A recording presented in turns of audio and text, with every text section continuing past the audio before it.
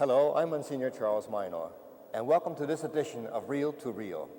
It is my pleasure tonight to introduce to you my co-host for this program and the weeks to come, Alice Vale. Alice, you're so welcome. We're glad to have you. Oh, thank you, Monsignor. Right now, the gym is very empty and nothing much is happening, but we'll have lots of basketball for you before long. But before that, many of us know the difficulties that one faces when moving to a new neighborhood, adapting to a new environment, making new friends, and sometimes getting used to a whole new style of life. But just think how the magnitude of these adjustments increase when one moves to a new country. Yet this is exactly what faces a great number of our Hispanic neighbors in the five-county Philadelphia Archdiocese. Casa del Carmen is an archdiocesan-sponsored community center whose aim it is to make the transition period for Hispanics a little easier. The Casa also offers continuing aid in the areas of counseling, medical care, and job placement. And we'll visit Casa del Carmen later on in the show. But before that, Alice, we're going to take a trip to Hyattsville, Maryland, and meet Morgan Wooten. He is a basketball coach at the DeMatha Catholic High School for the last 25 years. His winning record of 652 games and only 91 losses establishes him as one of the leading basketball coaches in America. But believe it or not, there's more to basketball than winning as far as Coach Wooten is concerned. He is more concerned in the development of character, class, and Christian moral principles among his men.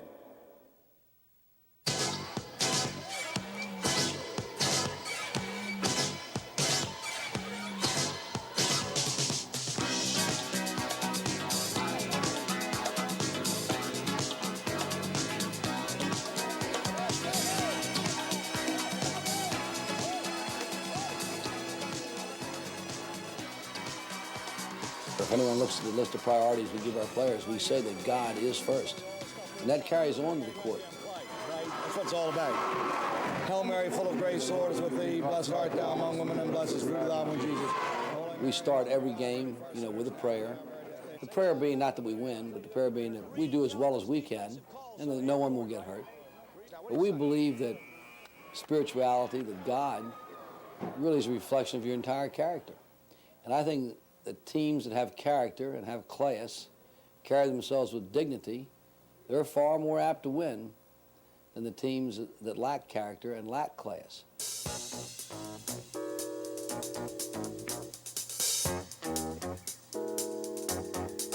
In the last 24 years, the DeMatha Stags under Coach Morgan Wooten have had a record 652 wins and only 91 losses, and have been nationally ranked among the top 10 for 17 consecutive years. People have asked us here at DeMatha how we managed to win so consistently for so many years, and my answer has been because we've done it with good people. I'd much rather have a great person than a great player. We are interested in our young men, not just as basketball players, but as total human beings.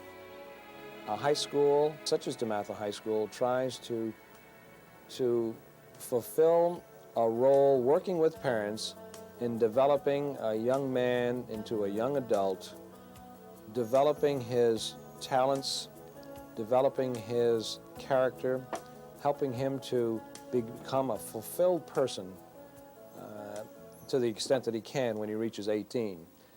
We came here in 1967. We had a population of 400 students, a very small number of courses offered, and now we have a population of over 900 students. This is only, 13 years later, and the curriculum is unreal. Meet Rocco Manella, chairman of the math department and director of the computer center. This mini-computer has consolidated information and records for several schools in the Washington area and is by far the most outstanding high school computer center in Maryland. This system enables us to do scheduling, report cards, billing, honors lists, failures lists, teacher evaluations, deficiency reports, all sorts of information that we can give to the counselor so that they can help the kids, give to the teachers to help them out.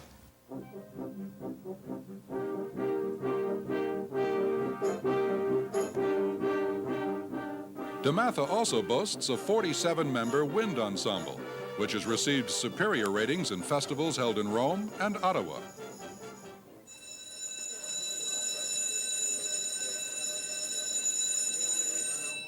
The end of the school day, But unlike any other day in DeMatha, today has a special meaning to many students. It's the first day of basketball practice.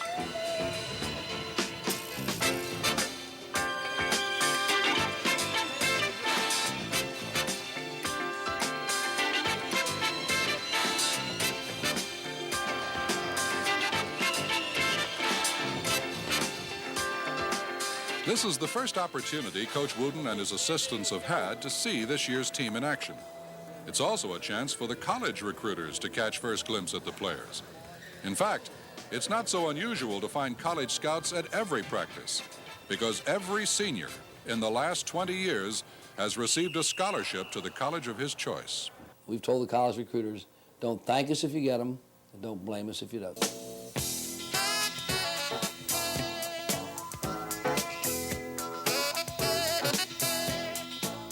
Morgan's ball players are everywhere, in college and on pro teams all across the country.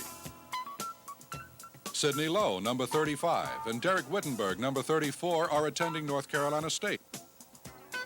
And Hawkeye Whitney with the Kansas City Kings. At a game in Washington, Hawkeye took a brief moment to express his feeling for Coach Wooten. He is the superhuman being because he cares about people, especially kids. I don't care color, creed, where you from or what. He cares about kids and he works with you. The strongest unifying force, probably the most powerful institution that was available to the people during the Middle Ages, number 2. I teach world history. I really enjoy it. In fact, history is one of my real hobbies. But I think that anyone who is a successful coach first must be a successful teacher. And I think there's a definite correlation between your ability to teach in the classroom and your ability to teach on the basketball court. And I've said often to young coaches who come to me and ask for advice, I said, just remember one thing. If you cheat your kids in the classroom as a teacher, then you're going to cheat them on the court too, and they'll know it. And they will not respect you unless you're giving it your best shot. The young man has to have his priorities in the proper order if he's going to be successful in life. And that's why we say basketball should be no higher than 4th on his list. We feel if a young man has come to DeMatha High School because, number 1, he wants to play basketball here, we don't think he'll really ever make it in this program. We tell our young men that don't ever let basketball use you, you use basketball. And we tell our young men that it takes a lot of hard work to get to the top, and it takes character to stay there. And so that gets back to our basic philosophy. You can stay there if you've got good people, if you've got character, and we are blessed at DeMatha with good young men that have their priorities in the proper order. They have that character, they have that class, and so we're always number 1 or somewhere close by. Yeah. Offense. We were, my sophomore year when we were playing, we were down 20 points at halftime at St. John's. And I think it was more of a combination of everybody was just so nervous and so geared up that at halftime he just came in, you know, no lecture, no argument, just came in and told us to calm down, take the handcuffs off, go out there and play like we knew we could. And the things he said just helped us so much that we came up back in the second half and ended up winning that game. Defense. We hardly ever practice more than 2 hours because we think that if we're well organized and we've really worked hard during those 2 hours, there'll be nothing left physically or mentally. We believe in stressing the fundamentals. A guy like Adrian Dantley, who's leading the NBA in scoring right now, Adrian did the same fundamentals here as a freshman, and 4 years later he was doing the same things as a senior. So we believe in fundamentals. Basketball is a fundamental game, and so we stress the fundamentals. We stress working hard.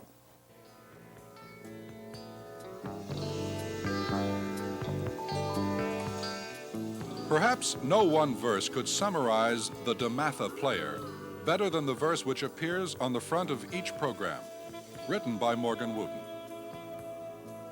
A DeMatha player always has his head up. He looks his fellow man and the world in the eye. He is a class man in a class program. A DeMatha player always has his priorities in the proper order. God first, family second, school and studies third. So there's no question that the spiritual values, play a big part in our program here at DeMatha Catholic High School, and we think the values they learn here certainly carry over into their later life. Because the whole foundation of any young man, of any individual anywhere, his whole foundation is based on his spiritual beliefs. It's what kind of person he is. Not only is Morgan Wooten a craftsman at planning game-winning strategies, he also prepares his players on how to play the game of life. And no matter what their record, it seems they're all going to be winners. Next up, some short subjects, and then we'll visit Casa del Carmen. So stay with us.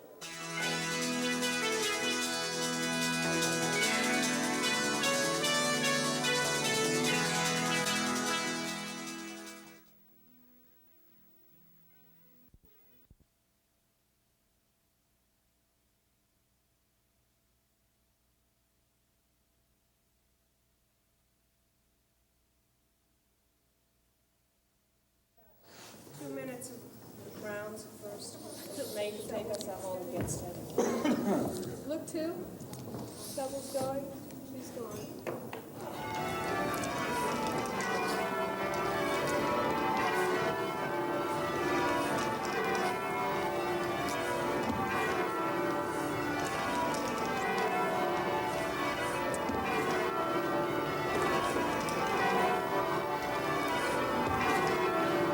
Up.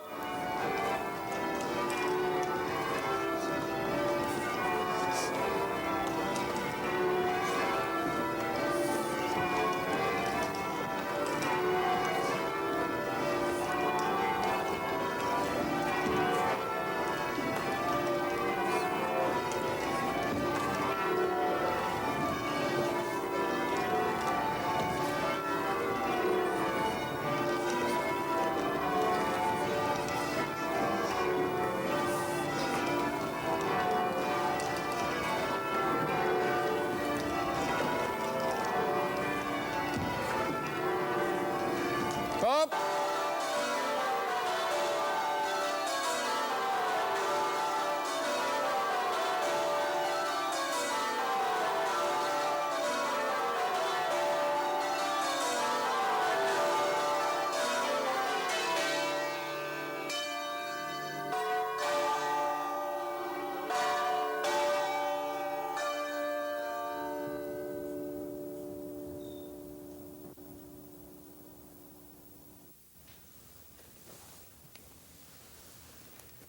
Hi, I'm Father Joseph Champlin. When I learned that this segment of the program was called DABAR, I was sort of confused, puzzled. What does that term mean? I'd like you to join with me for a brief study, a brief trip to the library to discover the meaning of DABAR. It sounded Hebrew to me, so I obtained an English-Hebrew dictionary, tried to discover the term, found out that DABAR in Hebrew means word in English, but word with a special power, power that when unleashed can change human history, and in fact has changed human history, sometimes for the better and sometimes for the worse. As we look at the scriptures, the Old Testament, the Hebrew scriptures, we see the power there. In Genesis, God spoke a word and the world was made. Later on, Abraham heard the word and left his comfortable surroundings for a new land. Even later, Moses heard the word and the people were freed. When Jeremiah the prophet was frightened as a young man, he was told by God, I'll place my words on your lips and you will build up a kingdom and tear down kingdoms. In the New Testament, Jesus is called the Word of God made flesh. And that word, that person of the word, spoke a word and people were cured, spoke a word and people followed him, spoke a word and people tried to build a new kingdom, kingdom of justice and peace and love. Today that word still is operative, still has power. DABAR, a word filled with power. We think of famous Mother Teresa of Calcutta working with those abandoned persons in India. We think of a Father Bruce Ritter working with the runaways in New York City streets. We think of people who maybe aren't so famous, a little more ordinary, you and me, working to bring comfort to the sick, solace to the lonely, and hope for those who are discouraged. DABAR, the word, power.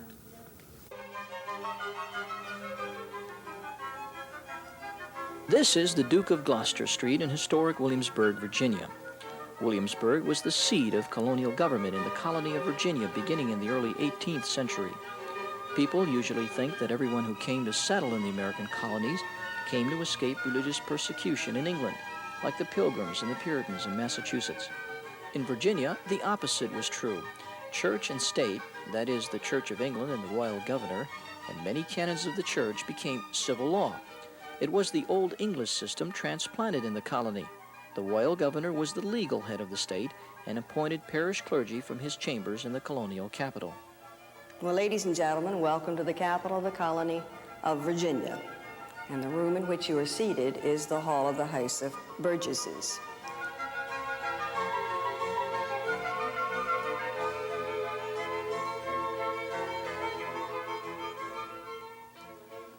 It was in the halls of the capital that the church was charged with the care of the poor, as well as other social services that today are administered by the government, like Social Security and welfare. The church had to raise money to take care of the people in its care, so it was allowed to tax the population. It also had the power to prosecute individuals for acts that it considered immoral, which included disagreeing with the church. You're in the highest court in Virginia, ladies and gentlemen, Court of English Common Law Equity.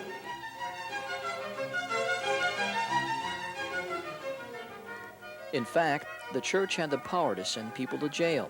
Religious freedom as we know it today did not really exist. In 1786, however, several colonial leaders, among them Thomas Jefferson, drafted the famous Statute of Religious Freedom, which would later find a place in the American Constitution. It separated forever the powers of church and state and effectively set the American colonies on the road to true religious freedom.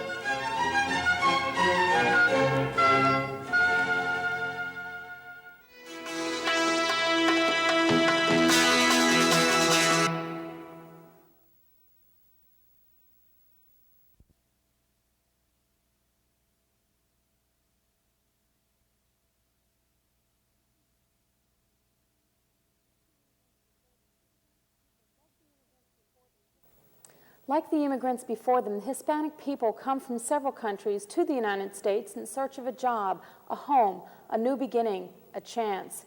Some find success, but others struggle through life in an environment that's strange. This is the story of how the church is trying to help through Casa del Carmen, a social service center in North Philadelphia.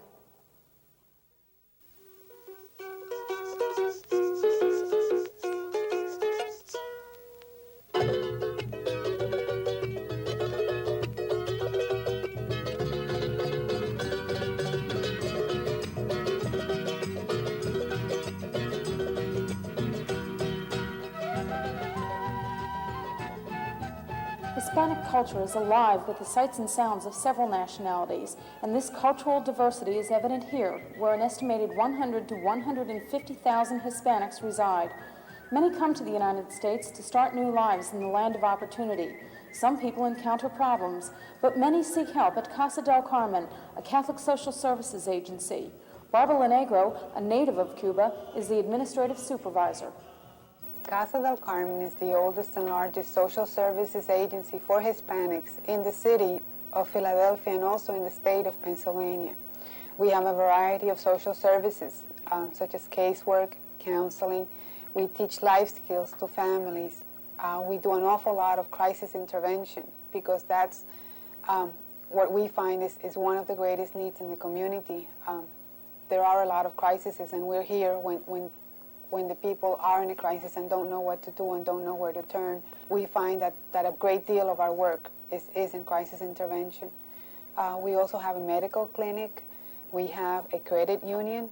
We help people obtain their birth certificates, death certificates, baptismal certificates from anywhere in the United States, including Puerto Rico. Casa del Carmen was founded in 1954 at 7th and Jefferson Street by then Cardinal John O'Hara, who realized that the new immigrants to Philadelphia would need help adjusting to their new surroundings.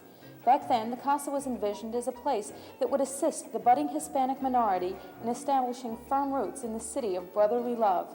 But the fact that the center recently moved to a larger quarter is proof that the need for such a place still exists.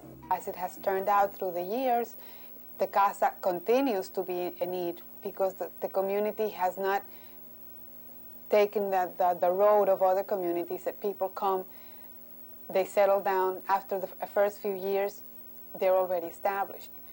with the Hispanic community, there's a constant back and forth migration, especially, I would say, with the Puerto Rican community, of which we serve 95 to 98%, because that is what the population, what the Hispanic population is comprised of. 95 to 98% of the Hispanics are Puerto Rican. There's a constant coming over and going back to the island, because that's where your roots are, so you go back to the island. That's where your family is. But then again, the United States is always viewed as the land where you can obtain a job, where you can buy a house, where you can give your children a decent education and decent health care. So there's also a pull back to the States. So we find that the CASA is needed to help bridge this back and forth movement of the people. The CASA usually sees very poor people, people who are, because they don't have another choice, on public assistance, people who have many children and whose resources are completely exhausted and have very few resources or options open to them. When I mentioned crisis intervention, by that we mean anything from a family that doesn't have any food and has 4 children, to a family that doesn't have fuel to heat their homes, incredible as it may be in this day and age. The United States is the land of opportunity, and it's still viewed that way by people who don't live in the United States, by people who live in poorer countries. Coming to the United States, people in other countries feel is the answer to all their problems, and this is very true of the Hispanic clients that we see here. It has been established that when unemployment is lower in the States, when there is more work available in the States, the migration from Puerto Rico increases, meaning that people come here because they're looking for jobs, because they hear that there are opportunities here. What happens is that society doesn't really accept the Puerto Rican or the Hispanic immediately into its structure, because he may have a different skin coloration. He may not speak the language. Most probably he doesn't speak the language. He may not have a real skill that may be needed here in 1980, 1981 in the United States. This is the age of technology. Many of the people that are coming don't have those skills that are most needed. What happens? They're unemployed. They become frustrated. They go to 20 different factories and none of them can hire them. What does a family do?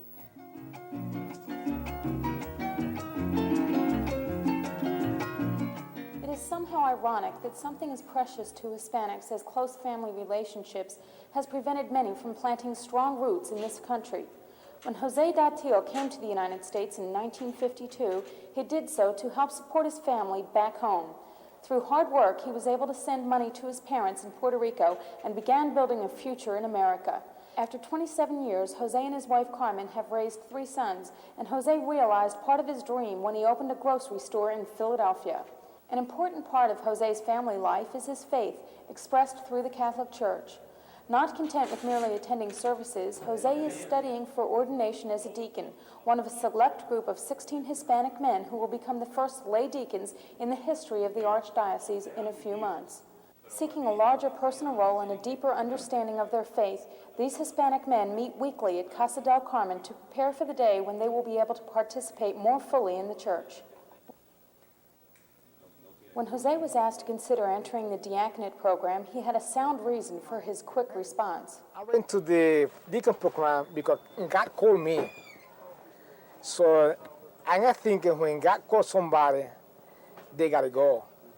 Father Thomas Craven, director of the Spanish Apostolate and the Casa del Carmen, talks about the relationship between the Hispanic people of Philadelphia and the Casa. It's the only one, but it does speak very deeply to our church's commitment to serving people at all levels, not just on Sunday with the Eucharist and the sacraments, as supremely important as they are. We also try to serve the whole person, and we heal, or we try to heal, through social service activities, particularly here at the Casa. Many people consider the Hispanic community, unfortunately they consider it a liability, and that just is not so. I think that the Hispanic community traditionally has been able to warm up American life. Hispanics are personalist oriented. They're not really deeply into the coldness of mechanized living. Hispanic still has solid vivacity of life in what he does.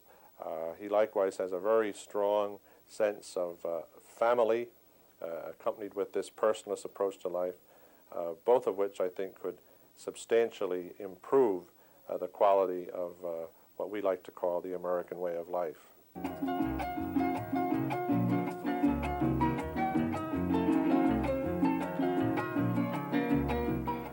The Hispanics in this country will be the largest minority in the 1980s. I think the numbers are that right now at 12 million, and the expected growth for 1980 for the 1980s will make them the largest minority in the country. After seeing this story, it should come as no surprise that the United States Catholic Conference is one of the leading church agencies involved in settling the Cubans who came to America last spring. The close relationship between the church and the Hispanic people is getting stronger in many ways. Next week, we'll meet Father Horace McKenna, an 81-year-old Jesuit from Washington, D.C., who has devoted his life to serving the poor in the nation's capital. Father McKenna has established a center that provides hot meals and warm hearts for the less fortunate of God's children. His story is a source of inspiration for us all. We'll also travel to Point Pleasant, New Jersey, and meet Dr. Lena Edwards, a remarkable woman who has been honored by presidents, but prefers to donate her time and talent to her people being her fellow senior citizens at the Beehive Center in St. Martha's Church in Point Pleasant. Dr. Edwards' story is one of love, faith, and determination, and one from which we can all learn. Alice, I'm looking forward to next week's program very much. Oh, so am I. And we hope you are too. And thank you for letting us come with you this half hour tonight. We'd ask you please to write us with your suggestions and questions. We are Reel to Reel, 222 North 17th Street, Philadelphia, 19103. Thanks for being with us. And thank you, and goodbye, and God bless you.